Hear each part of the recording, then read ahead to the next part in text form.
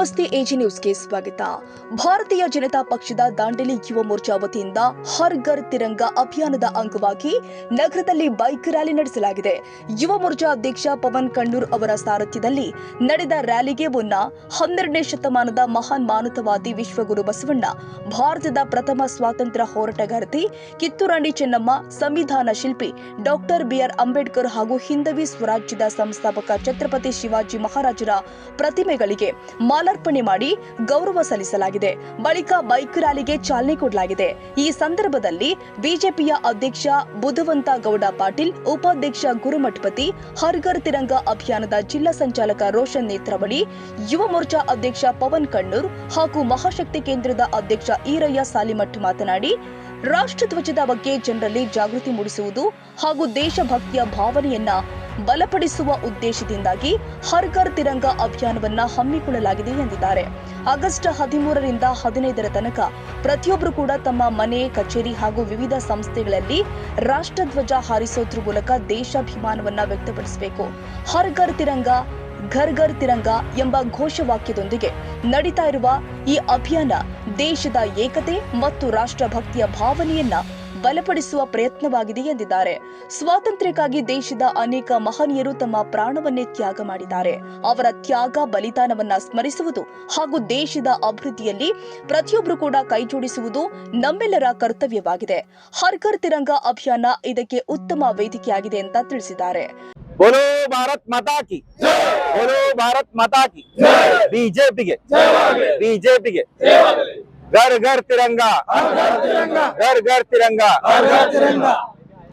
ಭಾರತೀಯ ಜನತಾ ಪಾರ್ಟಿ ಯುವ ಮೋರ್ಚಾ ವತಿಯಿಂದ ಇವತ್ತು ಹರ್ ಘರ್ ತಿರಂಗ, ಘರ್ ಘರ್ ತಿರಂಗ ಎನ್ನುವ ಅಭಿಯಾನದ ಅಡಿಯಲ್ಲಿ ನಾವು ಈಗಾಗಲೇ 12ನೇ ಶತಮಾನದ ಮಹಾಮಾನವತಾವಾದಿ ವಿಶ್ವಗುರು ಬಸವಣ್ಣನವರ ಪುತ್ಥಳಿಗೆ ಮಾಲಾರ್ಪಣೆ ಮಾಡಿ,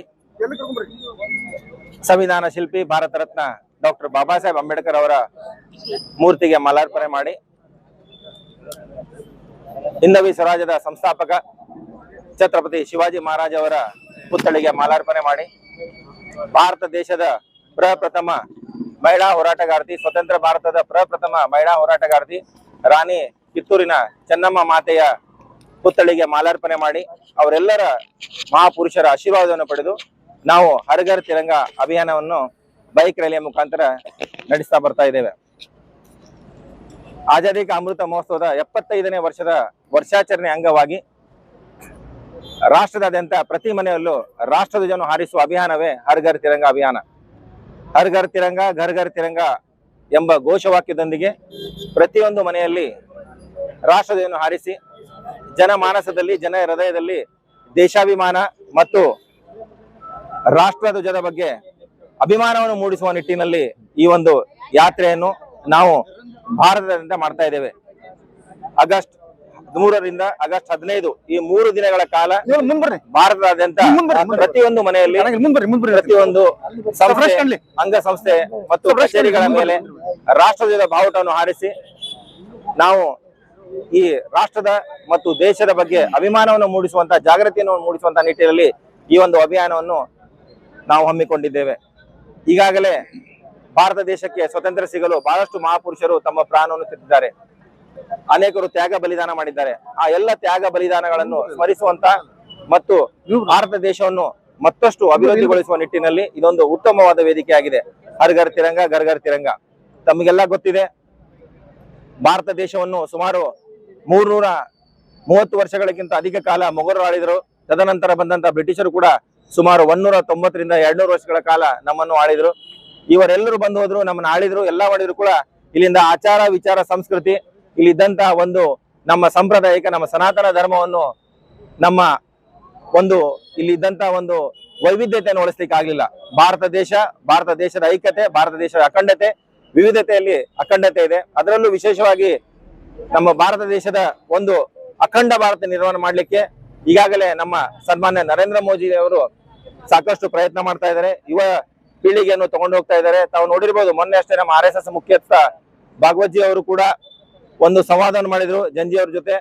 ತದನಂತರ ಮಾರನೇ ದಿನ ನಮ್ಮ ಭಾರತ ದೇಶದ ನೆಚ್ಚಿನ ಪ್ರಧಾನಮಂತ್ರಿ ನರೇಂದ್ರ ಮೋದಿ ಅವರು ಕೂಡ ಒಂದು ಕಾರ್ಯಕ್ರಮವನ್ನು ಇಟ್ಟುಕೊಂಡು ಜಂಜಿ ಅವ್ರ ಜೊತೆ ಒಂದು ಸಂವಾದವನ್ನು ಮಾಡಿ ಅವರ ಒಂದು ಅಳಲನ್ನು, ಅವರ ಒಂದು ನೋವನ್ನು, ಅವ್ರಿಗೆ ಬೇಕಾದಂತ ಒಂದು ಸಮಾಧಾನ ಪ್ಲಸ್ ಅವರಿಗೆ ಬರುವಂತ ದಿನಗಳಲ್ಲಿ ಆಗುವಂತ ಎಲ್ಲ ವಿದ್ಯಾರ್ಥಿಗಳಿಂದ ಯಾವ ರೀತಿ ಲಾಭ ಇದೆ, ಯಾವ ರೀತಿ ಬೇರೆ ಪಕ್ಷದವರು ಅಥವಾ ಈ ತುಕಡೆ ಗ್ಯಾಂಗ್ದವರು ಯಾವ ರೀತಿ ಅವರನ್ನು ದುರ್ಬಳಕೆ ಮಾಡ್ಕೊಳ್ತಾರೆ ಅನ್ನುವಂಥದ್ದು ಕೂಡ ಅವರು ಮನವರಿಕೆ ಮಾಡಿಕೊಟ್ಟಿದ್ದಾರೆ. ಬರುವಂತ ದಿನಗಳಲ್ಲಿ ಭಾರತ ದೇಶದ ಪ್ರತಿಯೊಬ್ಬ ನಾಗರಿಕರು ಈ ದೇಶದ ಬಗ್ಗೆ, ಈ ದೇಶದ ರಾಷ್ಟ್ರದ ಬಗ್ಗೆ ಅಭಿಮಾನ ಇರಬೇಕು ಅನ್ನುವಂತ ನಿಟ್ಟಿನಲ್ಲಿ ನಾವು ಇವತ್ತು ಯುವ ಮೋರ್ಚಾದ ಪವನ್ ಕೊನ್ನೂರ್ ಅವರ ಸಾರಥ್ಯದಲ್ಲಿ, ಇವರು ನಮ್ಮ ಯುವ ಮೋರ್ಚಾ ಅಧ್ಯಕ್ಷರು, ಇವರ ಸಾರಥ್ಯದಲ್ಲಿ ಹರ್ ಘರ್ ತಿರಂಗ ಅಭಿಯಾನದ ಒಂದು ಮೊದಲನೇ ಭಾಗವಾಗಿ ನಾವು ಈ ಒಂದು ಬೈಕ್ ರ್ಯಾಲಿಯನ್ನು ಇವತ್ತು ಮಾಡಿದ್ದೇವೆ. ತದನಂತರ ಬರುವಂತಹ ದಿನಗಳಲ್ಲಿ ಪ್ರತಿಯೊಂದು ಮನೆಗಳಲ್ಲಿ ದಿನಾಂಕ 13ರಿಂದ 15ರವರೆಗೆ ಈ 3 ದಿನಗಳ ಕಾಲ ಪ್ರತಿಯೊಂದು ಮನೆಯಲ್ಲೂ ಕೂಡ ನಾವು ರಾಷ್ಟ್ರದಾದ್ಯಂತ ಧ್ವಜವನ್ನು ಹಚ್ತಾ ಇದ್ದೇವೆ. ದಾಂಡೇಲಿಯ ಪ್ರಮುಖ ಮನೆಗಳಲ್ಲಿ ಗಣ್ಯ ವ್ಯಕ್ತಿಗಳಿಗೆ ನಾವು ಧ್ವಜವನ್ನು ಹಂಚುವ ಕಾರ್ಯಕ್ರಮವನ್ನು ಕೂಡ ಮಾಡ್ತಾ ಇದ್ದೇವೆ. ಮತ್ತು 14ನೇ ತಾರೀಕು ವಿಭಜಿತ ಭಾರತ ಅನ್ನುವಂತ ಕಾರ್ಯಕ್ರಮವನ್ನು ಕೂಡ ಮಾಡ್ತಾ ಇದ್ದೇವೆ. 15ನೇ ತಾರೀಕು ತಮಗೆ ಗೊತ್ತಿದೆ, ಭಾರತ ದೇಶ ಸ್ವತಂತ್ರವಾದಂತಹ ದಿನ. ನಾವೆಲ್ಲರೂ ಸೇರಿ ಧ್ವಜಾರೋಹಣ ಕಾರ್ಯಕ್ರಮದಲ್ಲಿ ಪಾಲ್ಗೊಳ್ಳಬೇಕು ಅನ್ನುವಂತ ಮಾತನ್ನು ಹೇಳಿ ನನ್ನ 2 ಮಾತುಗಳನ್ನು ಮುಗಿಸ್ತಾ ಇದ್ದೇನೆ. ಜೈ ಹಿಂದ್, ಜೈ ಕರ್ನಾಟಕ ಮಾತು. ರ್ಯಾಲಿಯಲ್ಲಿ ಪಕ್ಷದ ಪ್ರಮುಖರು ಸೇರಿ 100 ಯುವ ಮೋರ್ಚಾ ಕಾರ್ಯಕರ್ತರು ಭಾಗವಹಿಸಿದ್ರು. Sadiq Mulla, Dandeli, AJ news.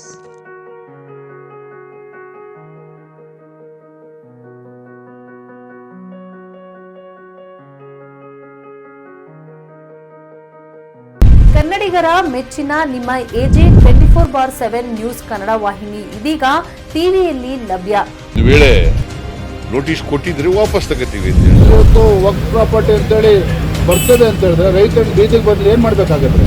ಯಾರು ವೋಟ್ ಹಾಕಲಿಲ್ಲ ಅಂದ್ರೆ ಗ್ಯಾರಂಟಿನೆಲ್ಲ ಸ್ಟಾಪ್ ಮಾಡ್ಬಿಡ್ತೀವಿ.